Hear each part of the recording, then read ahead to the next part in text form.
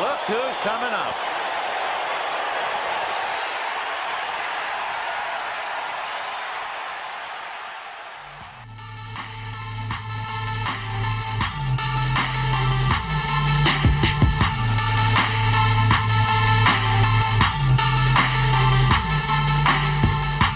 All right, really fun chat. This show is just flying by. I can't believe it's 5:25 Eastern already. I'm already late, and it's Michael Amato's first time with the show, so I apologize for being a bit tardy, but Guy and I go back a long ways, and sometimes I go on a tangent every once in a while. But really excited to be talking hockey with our next guest. He's going to join us every Thursday.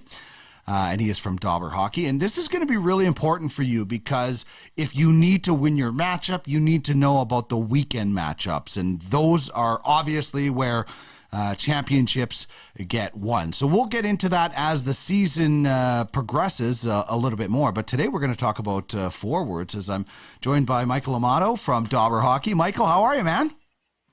Doing pretty well, Dean. Thanks for having me.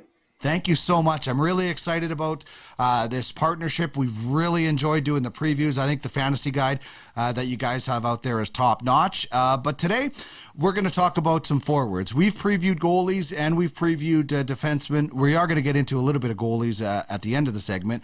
But when it comes to forwards, and we've kind of done this with defensemen and goalies, but who are the best when it comes to each division? If you had to take two forwards from each division, who would you start with? Let's start with the Atlantic division. What do you like from the Atlantic? And then you can carry on through the rest of the divisions.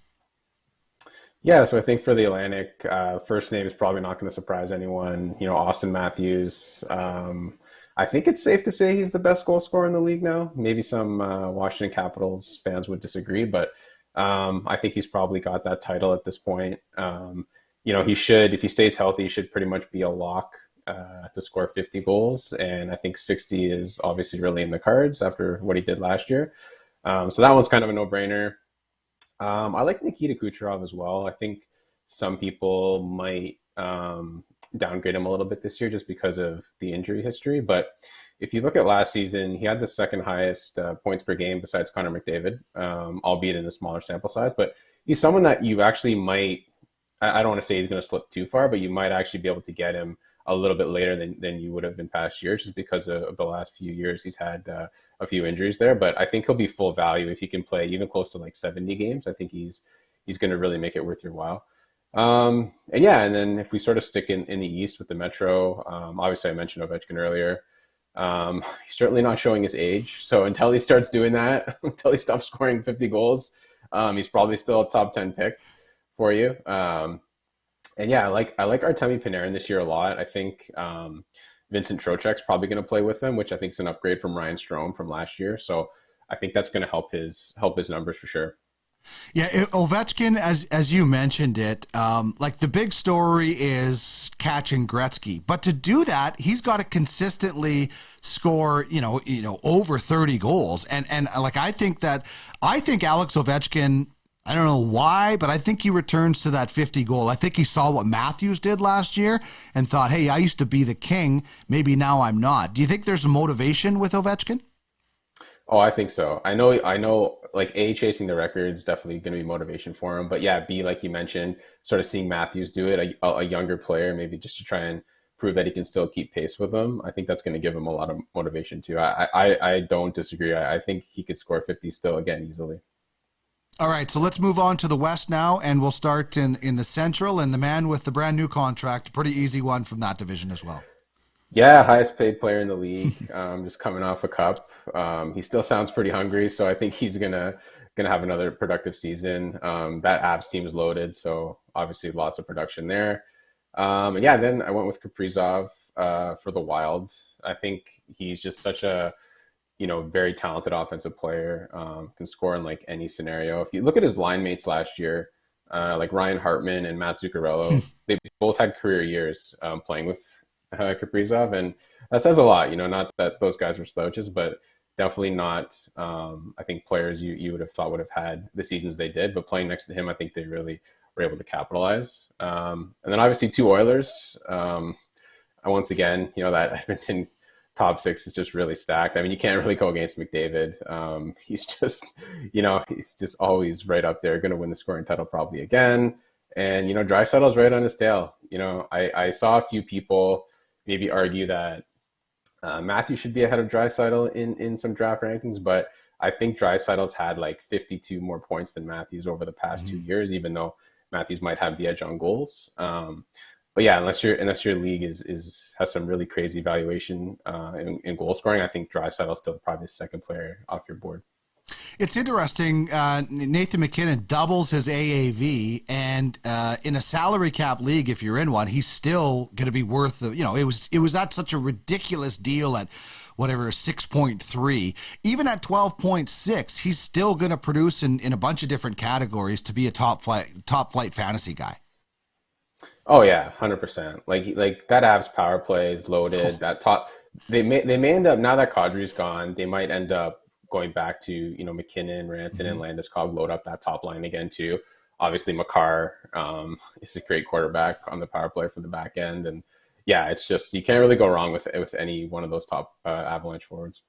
I find it interesting. There's some leagues where goals are valued higher than assists, and I wasn't in the draft, but a friend of mine told me they were in a draft where I think McDavid went third. I mean, Matthews went first, and I just don't see it unless goals are like 3 points and assists are worth 1 or something, because the extra points McDavid might have 130, 140 points. Who knows? The points are going to be more. And McDavid, let's remember, is trying to score more. So I think that gap, I don't know why you wouldn't take Connor McDavid first in every draft, even if, unless goals are crazy outrageous. But the points that he's going to get on top of the goals are going to carry him to the lead again in fantasy. Yeah, I'm with you. I saw a couple of rankings that had him second too, and I just don't understand it. Even if you look at his shots totals, they're pretty up there. He's 300 shot player. There's not really anything you can poke at in his game, right? He's going to get tons of power play time, tons of power play points. Yeah, like you said, unless your league has really specific categories, and I'm sure some do out there, but yeah, he's got to be the consensus number one for me. Yeah, I think he can get 50 goals. And Draisaitl, I think Draisaitl's going to challenge Matthews. I think it's going to be so exciting. The amount of 100-point guys and 40 to 50 to 60 goal guys we could see in the next little while is going to be so awesome. And then there are some guys that you're looking at that we called it need some line luck. Here's 3 guys. I'm going to get rid of that ticker here. 3 guys that could be really, really good if they get a little line luck. Tell me why you went with these 3 guys. Yeah, so I think one of the things to watch over the next few weeks in training camp is kind of see who slots in where. And obviously in the summer, the big news was sort of like Johnny Gaudreau going to Columbus, and we all know he's going to play with Patrick Laine, but who's going to center them, right? That's the question. It sounds like Boone Jenner is going to get the first crack at it. It would make a lot of sense just because he's really good on faceoff. So that'll help with puck possession for that line. And anybody stuck between those 2 guys is probably going to have a really productive season. Jenner was really strong offensively last year before he got hurt. So I think in that scenario, he could easily put up 60 points. And I think we'll talk a little bit more about him a little bit later on when we talk about some multi-cat guys, because he fits that bill as well. But yeah, it's just sort of taking advantage of those opportunities. And I think another player as well is, Andrew Mangapani. I think he's probably going to be battling with Tyler Toffoli for that right wing spot with Huberdeau and Lindholm on the top line in Calgary now. So he had 35 goals last year. I don't think it's a stretch to say he could hit 40 plus if he stays with that group for most of the year. We all know Huberdeau last year really tore it up, and he's a tremendous passer. So I think he'll really benefit from that. And yeah, lastly, Connor Brown, I think gets a nice change of scenery. His numbers were a little bit down, but with Tom Wilson out, there's a right wing slot open with Ovechkin and Kuznetsov, and maybe that's Brown. I think he's maybe going to have the inside track on that. And in that scenario, I think he could easily get back, to 20, 25 goal scorer.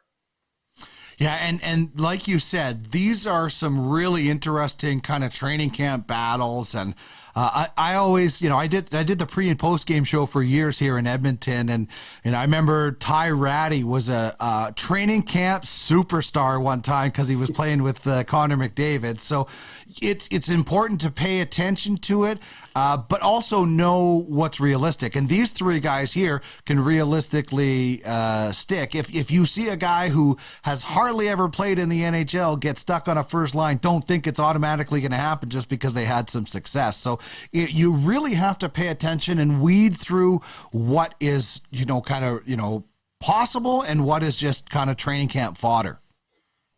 Yeah, definitely. And I think if you look at like Jenner and Mangapani, those two guys are probably draftable regardless. Yeah. But someone like Connor Brown is maybe someone you're looking at, on the waiver wire in the first week or two. If he does land that spot and he catches fire and you kind of pick up on it, and maybe, you scoop him up, and that's a good gain for you early in the season. Yeah, totally. Mangapani last year, there was talk about him being on the Olympic team if they were going to the Olympics. That's how good of a start he had. So I think he will definitely continue it, and Daryl Sutter obviously has some faith in him. This is an important thing when it comes to drafts. I mean, everybody, they try to get the best players all the time, but then as you get later in the draft, what are the best secondary options? Wide receiver twos in football and second line guys. I mean, you could have easily probably had Leon Draisaitl on this list if you really wanted to, because that's a technically a second line guy. But these are some guys on this list that I think are terrifically skilled and are going to get softer matchups. Yep, definitely. And I think it's important to watch too. Like some of these players and some of these teams, they almost have two first lines, right? Like if you look at like Jordan Kyrou, like St. Louis is pretty deep up front. He was on the second line last year. We'll see how it shakes out in training camp. But yeah, he's essentially a point of game player, lots of speed. I think the Blues very quietly, they ranked third in goals for last year, and they're not typically known for that, but they really started filling the net last year, and a lot of guys in their top 6 and even top 9 took advantage of it. And yeah, if you look at like Tim Stützle, everyone's favorite pick for a breakout candidate this year. And I don't disagree. He's probably going to be playing with DeBrincat and Giroux. So I think, he could be another point of game player. And one thing about Stützle, not a lot of people realize, but, very quietly last year, he had 125 hits. So wow. If he gives you around that, if he gives you about that number of hits, plus he's close to a point a game, that's really, really good value. And I think he's just kind of sort of ascending his climb into just being a really good player.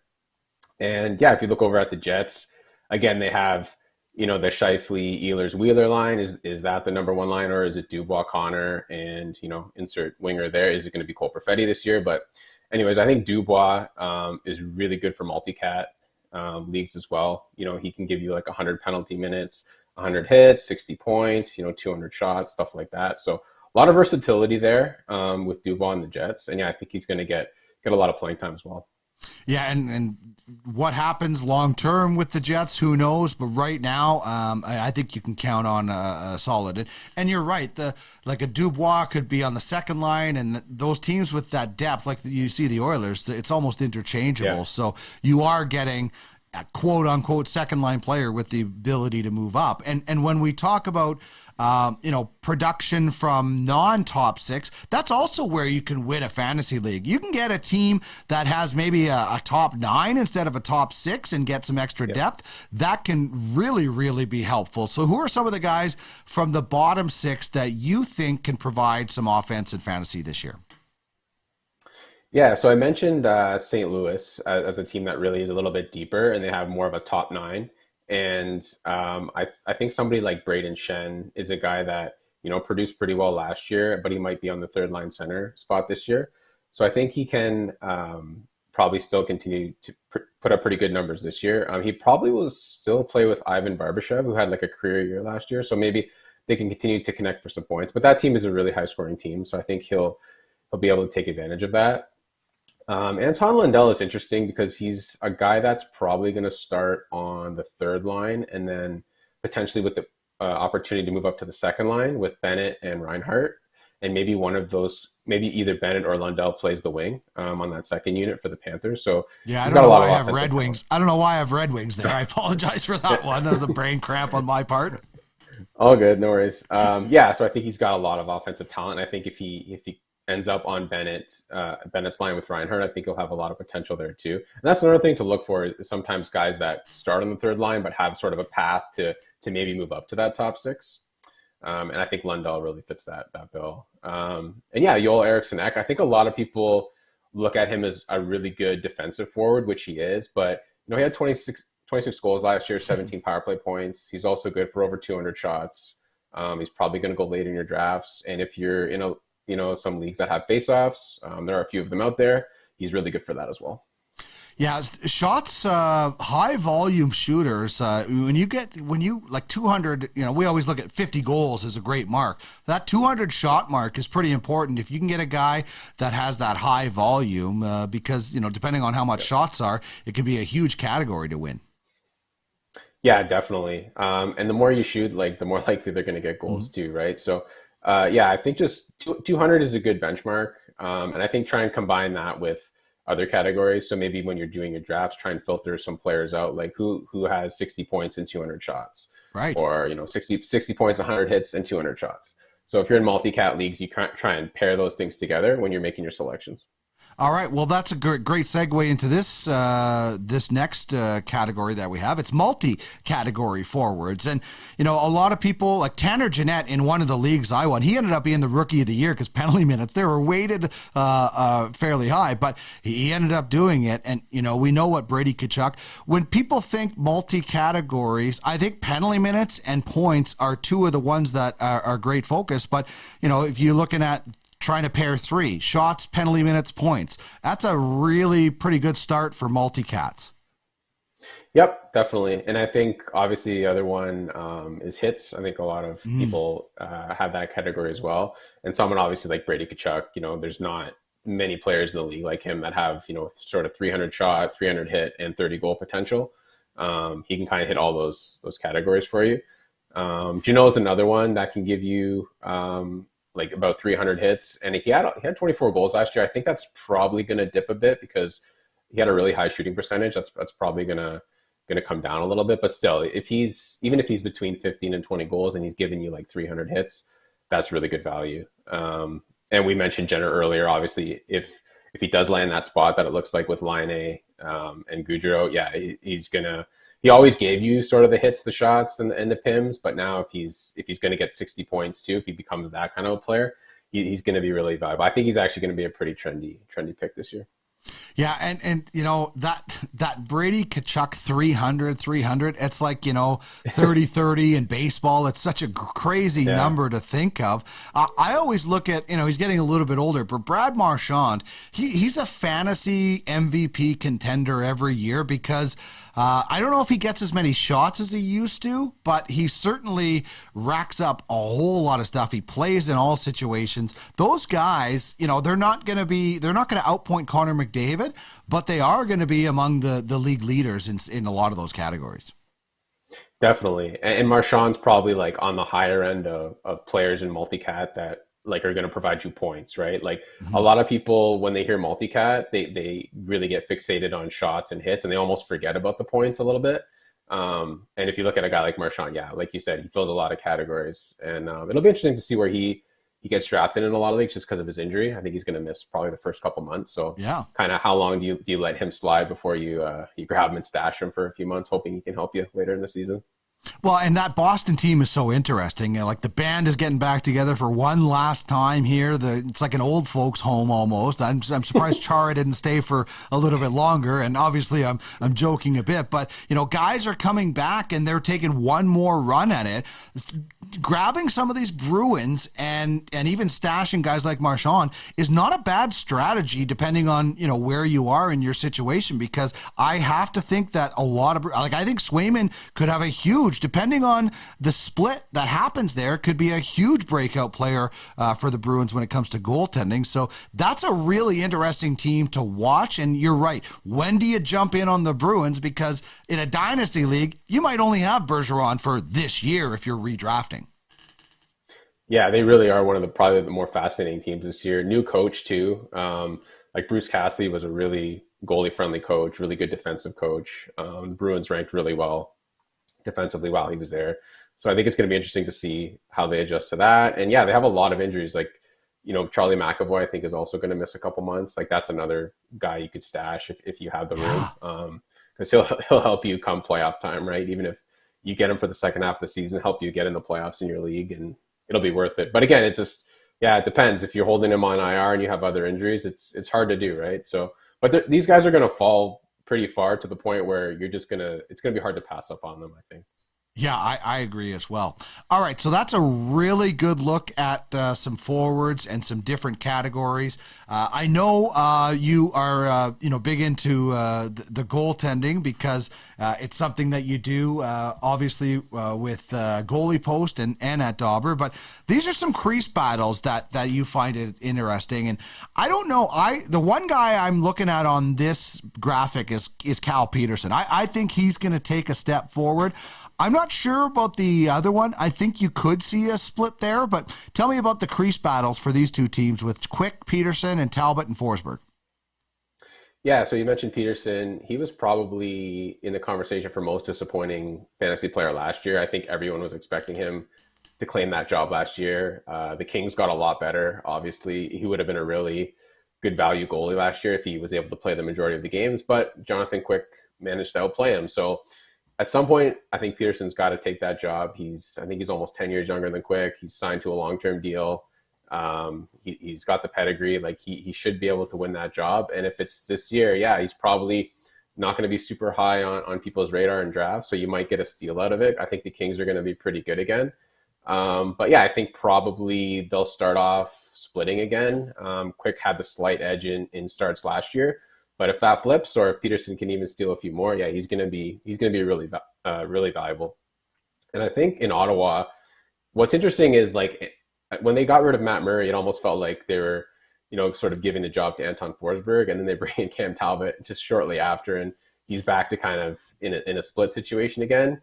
Forsberg was actually, I think, arguably the most consistent goalie in the second half of the year last year, like even more than Shesterkin or Vasilevsky. Like, Forsberg, I think he had 32 of his final 40 starts were above 900 save percentage. He was very consistent. Obviously didn't get the wins because he was in Ottawa, but if Ottawa, takes that step forward and he continues to play that way, he might have a good chance to get good playing time, because, Cam Talbot's 35 now. It's tougher to stay healthy at that age in net. I think it's tougher to, play 55, 60 games at that age. And if the Sens can kind of take that step forward and be a strong team and get a lot more wins, I think it'll be closer to a 50-50 split.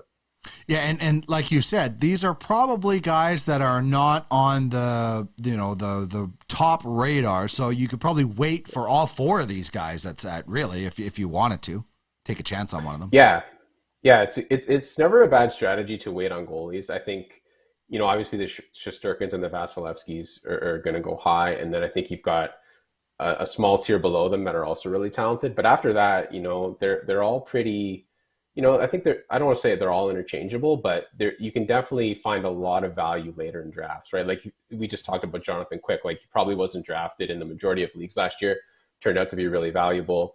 Ville Husso last year, I'm sure wasn't drafted in the bulk of leagues, was really valuable. So there's just a lot of guys out there that you can find later, especially at that position where you can't really do the same at center and forward. Center and forward and defense, I should say. So yeah, exactly. You can definitely find more value later in net. All right, this was awesome. The debut of our chats. Tell the people where they can find you. Obviously on Twitter, we have it out there. But you do stuff with Dobber, and tell us about Goalie Post. Yeah, so you can find my work basically on Twitter, Amato_Mike, and goaliepost.com. Goalie Post is just a great resource for starting goalies every day for fantasy hockey. We send out email alerts, and follow us on Twitter at Goalie Post. We tweet out the starting goalies as they're released. So just kind of lets you know who's starting, who's not. Should you pick up somebody on waivers if you need to make a switch. Just a good resource for that. And yeah, we produce a lot of content too. Awesome. And we'll be getting everybody ready for the weekends as we go. Thanks so much, Michael. This has been a real pleasure, and I look forward to doing it again. Yeah, same here. Thanks for having me on, Dean. You betcha. There's Michael Amato of Dobber Hockey and Goalie Post. Check it out. It's a great resource. The fantasy guide that they have is just next level. It is really awesome. That was so much fun. I can't wait to actually get the season going. WHL starts tomorrow. CIS. Well, U Sport now. I think it's called U Sport now. Golden Bears open the season against UBC at Clare Drake if you're in the Edmonton area as well. But I'll be at Rogers Place to see the Edmonton Oil Kings battle the Red Deer Rebels and preparing for some more fantasy hockey drafts with some great help from Michael Amato.